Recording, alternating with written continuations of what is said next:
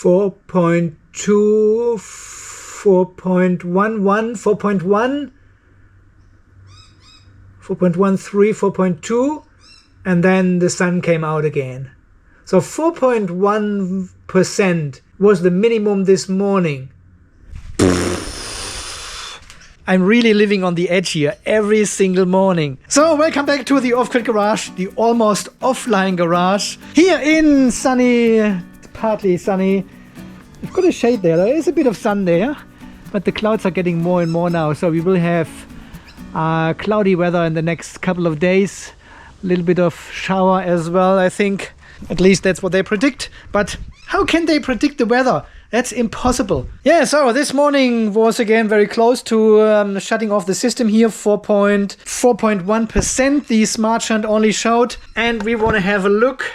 So if you go here into the advanced setting of the off-grid garage in the Victron VRM, you can see here the shunt, the smart shunt battery voltage and current graph. And if I zoom in this morning, we can probably see, yeah, voltage went down, further down to 56.5 volts.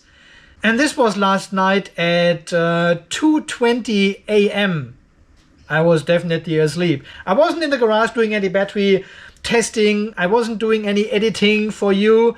Nothing. I was sound asleep at this point of time. So we hit the 46.55 volts and something happened. Look at this. Voltage rises again to 57.5 volts.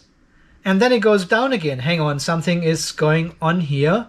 Oh, look at this. It goes up and down. What is going on? Let's have a look here. That looks strange, right? So voltage goes actually down to 56.5 volts, then rises again, 57.5 volts almost. So this was at 2:22:36. This is only 14 minutes. So what happened in 15 minutes, right? Voltage rises again, then voltage goes down again to 46.5. Yeah guys, what you can see here is my automatic recharging of the battery shelf from the grid. Just in case I'm getting too low with the voltage, the charger kicks in and keeps the voltage at between 46.5 and 47.5 exactly. And it has done this 4 times this morning, right? Then here, shortly after 6 a.m., the sun comes out and starts recharging the battery naturally. Like just now, huh? I'm making 5.2 kilowatts in cloudy conditions. Yeah, with this system and all the trees around it, I'm always thriving at cloudy conditions. 5.8 almost. Wow. So I really like this weather, so I'm really looking forward to the next 4 days when we have this cloud situation. The sun peeks out from time to time, but this does not give me more power. I get actually more power when we have cloudy conditions like this, at least in wintertime, of course. Yeah, so usually the system would have shut down this morning at 2:30 or so.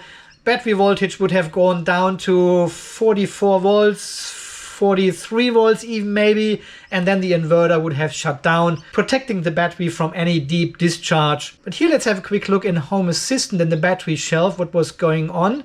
These are still the PIDA boards, the IBMS, which is called now. I'm connecting to all these 3 BMSs inside the battery shelf, and we want to have a look here at the minimum cell voltage of this morning. Here you can see it again, yeah, how it charges, discharges, charges, discharges. So the minimum cell voltage was around here at 2.81 volts. Oh, Andy, that is so low. That is not good for the battery. You're destroying it. Nah, that is actually totally fine. 2.8 volt is totally fine. And even here through the night, that was 2.9, 2.83, 2.83, 2.83. Yeah, that was the minimum in the top shelf. And I think the other ones are a bit higher actually. Yeah, 2.83 as well here. And the bottom shelf makes 2.85 even. So, yeah. So this is not a deep discharge of the battery, and I'm not further discharging the battery actually. This is just to keep it alive, to prevent the inverter from shutting down. So the grid charger actually kicks now in and recharges the battery if it gets below, I'll show you. So this is just a very quick, dirty automation I made here in Home Assistant. Here, battery charger on. Yeah, so it basically looks after the battery voltage, and if the battery voltage is below 46.5 volts, it turns on the battery charger, which is in fact only this one here, a little smart switch which connects to an outlet, which connects back to the grid, and this one actually turns on my charger. Yeah, and then I've got a second automation running here. If the voltage of the battery goes above 47.5 volts again, it turns the charger off. And this is exactly what we see. And these are these little spikes we see. So it has done it 4 times during the night until the morning when the sun comes out and is able to recharge the battery by itself then. So, and I have tested this one here for the last probably week, 1.5 weeks or something, and it works a treat. And I think this is exactly what I need. I don't need to recharge the battery a lot from the grid. I just need to prevent the inverter from shutting down and avoiding the cell voltages are going even lower than 2.8 volts. Yeah, and this automation in Home Assistant kicks in depending on the battery voltage. So if we don't go this low, the charger will not kick in. Well, and here it is. That is my grid charger to charge a 44 kilowatt hour battery. And you can see it from the size of my hand. It is just a small metal box, a battery charger, connects to an outlet and has an Anderson connector on the other side. That is all I'm using to recharge the battery shelf. And it works perfectly fine, and it was not too expensive actually. So let's have a close look what I actually have here. So this is a lithium-ion battery charger charge percentage display. Oh yes, it has a display here. Yeah, it shows you a percentage here, which is not relevant for us. I'll show you in a second here. Yeah, so it has several LEDs here: red light, battery, reverse connection. But the charger comes also with all kind of other connectors here, like XT, 6T, or crocodile cables to chuck it onto a battery directly. So whatever you order, the charger comes with the correct connector as you want it. And this is the product model, 54.6 volts and 20 amps. Yeah, I'm charging the battery with 20 amps. So this is like roughly 900 watts to almost a kilowatt into the battery. And that's why we see the recharge cycle actually takes only 15 minutes, not even that I think, until we hit the 47.5 volts again, and then the automation just turns off this charger here. Because there's not much load during the night on the system here, it's only the standby, a couple of devices plugged in, and it goes fairly fast. So 1 kilowatt was actually a good size to choose. 220 volts, 50 hertz, maximum output 1.2 kilowatt, I doubt it. And the output voltage is actually interesting. It is a 48 volt to 54.6 volts, yeah, output current 20 amps. And this one here is actually a lithium ion charger for a lithium ion battery 13S. So a regular 13S lithium ion like 18650s or any other self-made battery, not with lithium iron phosphate but lithium ion, yeah, the NMC batteries, because they have got a higher voltage, and 13 times 4.2, I think this is 54.6. Am I right? I think so. So the charger will actually stop at 54.6 volts, and this will not fully charge a 16S lithium iron phosphate battery. We would need at least 55.2 volts, but I couldn't find a charger on AliExpress which actually has 55.2 volts. And honestly, I'm not going to fully charge a battery anyway with this charger. This is really just to top up the battery during the night in wintertime here, if it is needed. And you can actually buy lithium iron phosphate chargers as well for 16S batteries, and they would fully charge your battery to 58.4 volts. Yeah, and we know 58.4 volts means that all 16 cells in your battery would need to be on 3.65 volts. So the battery would be 100% full, and all cells are 100% balanced. And we know a lot better than the manufacturers of these chargers, this is almost impossible to achieve. Yeah, you would need to increase your voltage very slowly and give the balancer of the BMS time to balance out your batteries. And even then, I've never seen all cells I think I've seen it once. All cells on 3.65 volts without the BMS actually turning off your charging process. And I thought, give this one here a go, because if I would leave this one here connected to the battery, it would charge the battery to 54.6 volts, which is divided by 16. That would be 3.4135 volts per cell if they would be all balanced, but they are not. And this is still in the flat area of the curve, so we are slowly getting a bit higher with the voltage, 3.4 volts. But this is how much the charger would actually charge your battery and then start absorbing. Yeah, the batteries would absorb and absorb and absorb forever. This would take hours till the current goes really to zero. But again, this is not the purpose of this charger. This is not what I bought it for. I don't want to fully charge a battery with it. This is more like an emergency charger. If there is cloudy weather, if there is something going on with my solar, the servo is broken, something is not working, and I desperately need to charge the battery here in the off-grid system from the grid, well, there is my solution. At least this is what I'm testing right now. And it looks good, actually. So it seems to work fine. And it is strong enough with 1 kilowatt or 20 amps. I need to warn you, these are 20 Chinese amps. And as you have seen, it nicely recharges the battery during the night and keeps the voltage at around 47 volts or something, which is totally fine. And the charger was around 90 Australian dollars without tariffs.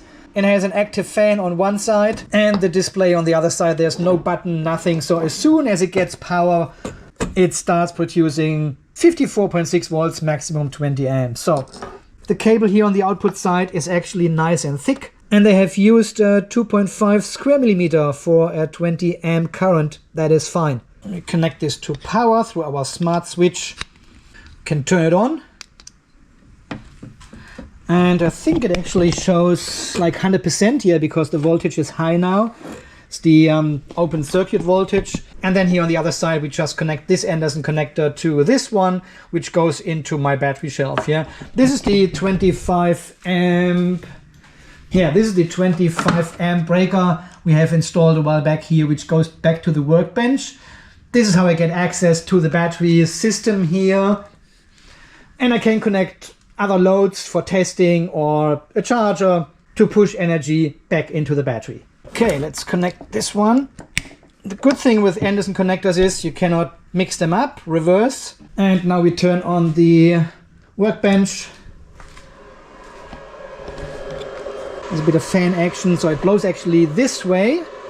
And you can see here it shows now 85% state of charge, but it doesn't know, you know. This probably would work if we have lithium-ion batteries, which have a linear voltage curve to the state of charge. But here with lithium iron phosphate, it is just not working because we are still in the flat area of the curve and the charger only measures the voltage and cannot really tell how far we are. So in this case, the display is totally useless. But here I want to show you something else. If you go to 20 amps and do a reset to 0, so it pushes actually 17.66 amps into this battery, yeah? That is a bit short of the promised 20 amps here from the charger. So I thought maybe the battery voltage is too high. It's too close to 54.6 volts already, what the charger actually supplies. So I connected the charger to the Jackie battery and it was only on 47, 48 volts or something, yeah? So fairly empty. And I still got only 17.8 amps or something. So it is a bit short of 20 amps. It goes 17.5, I would say, between 17.5, sometimes a bit higher. But here, this is what you can expect from this charger, 17.6 amps. So, of course, I went back to the reseller on AliExpress and complained a bit about it. Said it's a wonderful device, it works well, but it doesn't charge with 20 amps, as promised. And the usual stuff back and forward. They wanted a video, they wanted photos, they wanted an explanation why, what kind of battery I have. If I have a 13S battery, I said yes, I have a 13S battery. They would be useless to get into a discussion with them about a 16S lithium iron phosphate battery or a 13S lithium ion battery. They wouldn't accept any claims from my side then if I connect this one to not a 13S battery. So I said, yeah, it's connected to a 13S battery, and eventually they agreed to refund me $10 for it. And I was happy with that because the charger works for my purposes just fine here.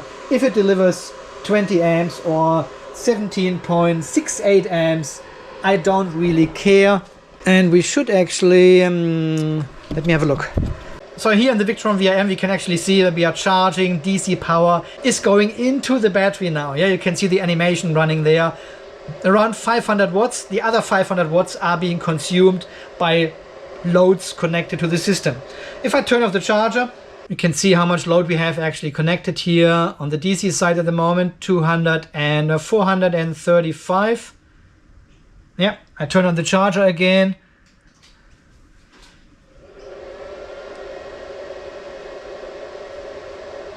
And now the charger supplies power to this load and also recharges the battery with the excess power it can deliver.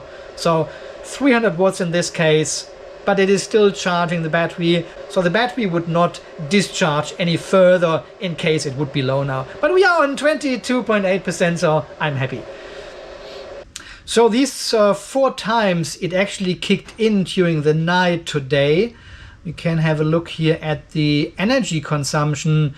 So this was from yesterday, and we had already 2.92 kilowatt hours measured with the smart switch. So all in total from 2.9 kilowatt hours it had on the clock before, now this morning to 3.68. That is 0.7, a little bit more than 0.7 kilowatt hours to keep the battery shelf on a certain voltage level during the night. So okay, I would say let's take off these screws here and have a look inside.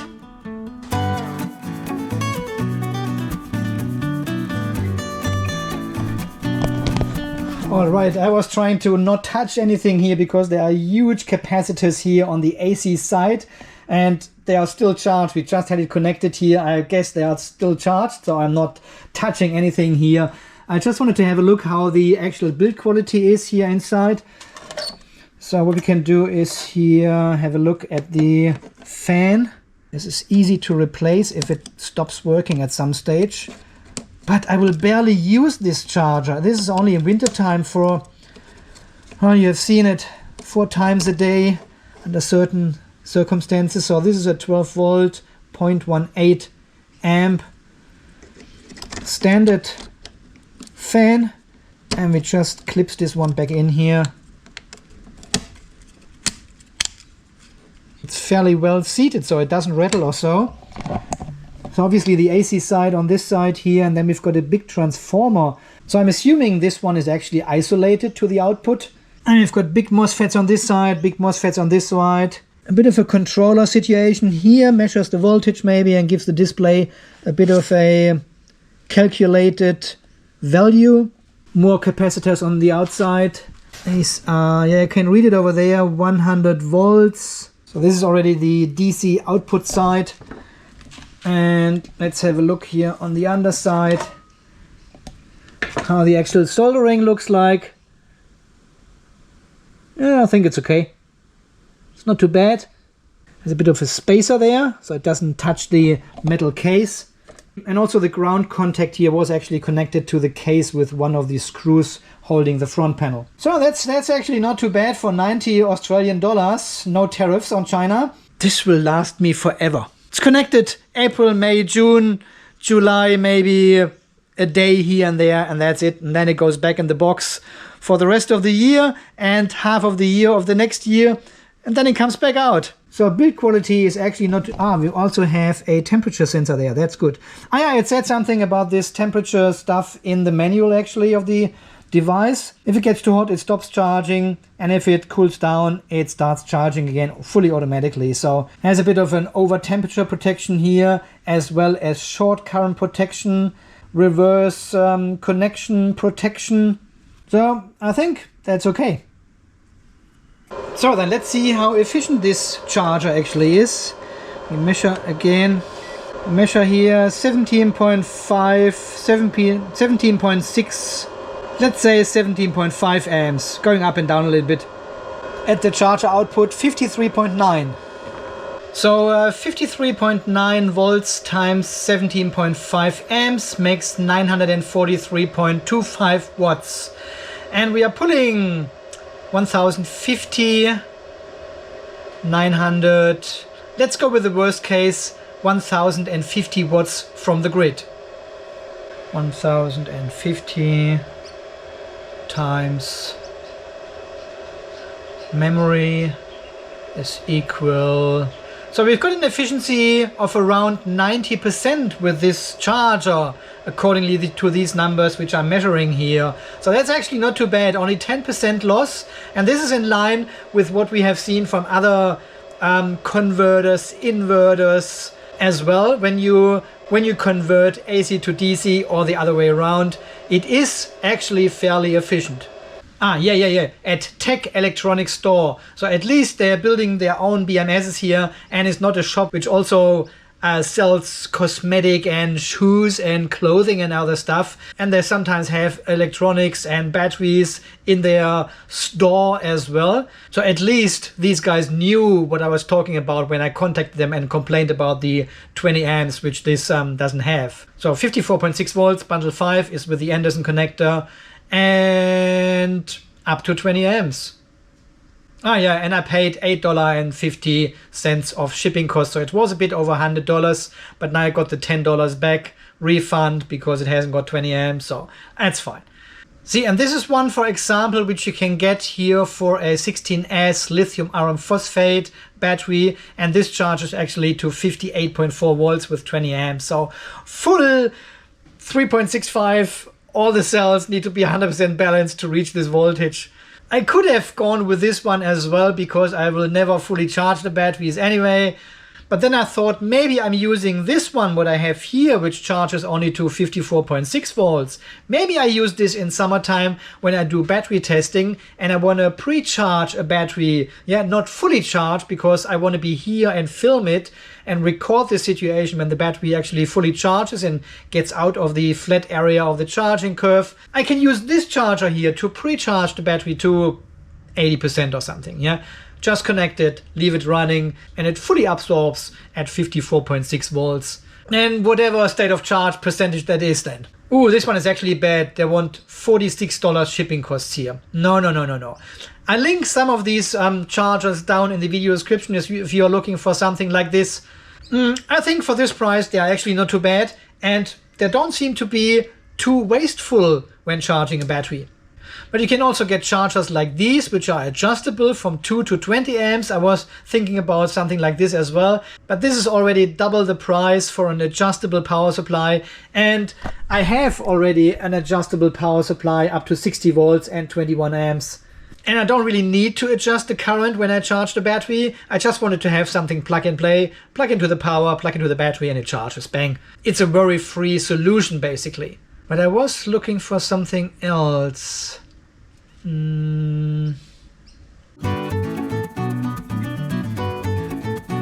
I cannot find it at the moment, but I've also seen power supplies which have active PFC, so they claim to be a bit more efficient than these ones without active PFC. But these ones again were like almost twice the price of this one, and I think 11% loss while charging a lithium battery is not too bad. They will probably have a 95 or 96% efficiency even. So I was thinking of getting one of these because they are more efficient, but then I thought it's not actually worth because I'm not needing this power supply very often. It is really just for these rare occasions when I need to charge the battery shelf from the grid. And as we have learned in one of the last videos, it will be only for this winter and next winter, and then it's all good because we've got 5 kilowatt more of solar connected to it, and it should be all fine then. And I actually thought about installing an Anderson connector somewhere here on the battery shelf, so I can plug in the charger if I need it and then it charge the battery. And I'm probably happy to just plug in the charger to an Anderson connector here Because the charger won't be plugged in all the time to the Anderson connector anyway, to the battery, yeah, I only need it in winter time. If the battery gets a bit low, it recharges it a bit and gets it through the night basically, so it can recharge from solar the next morning then. So I think this loose desk solution here is totally fine to keep the battery alive. So no need to install anything here on the battery shelf. It all stays as it is.